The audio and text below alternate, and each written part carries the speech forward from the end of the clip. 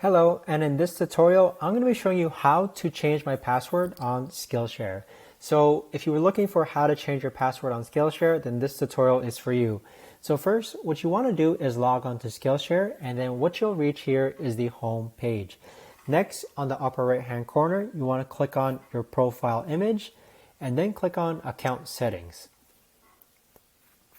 Once you've clicked on account settings, on the left hand side here, this is where you're going to see multiple tabs, and one tab is going to be called password.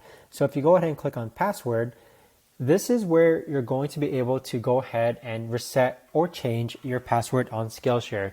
So if you click on this green reset button, a verification link is going to be sent to your email. And with that verification link, what you want to do is go ahead and click on it, and it will prompt you or basically lead you to another page where you'll be able to change your password for Skillshare. So it's a couple more steps after this, but it should be self-explanatory, in which just go ahead and click on this green reset button, then check your email, but do give it about 2 or 3 minutes or so. And within 2 or 3 minutes, an email verification link should arrive. Go ahead and click on that link, and you'll be able to follow the instructions in order to change your password for Skillshare. If you have any questions, do let me know. Comment down below.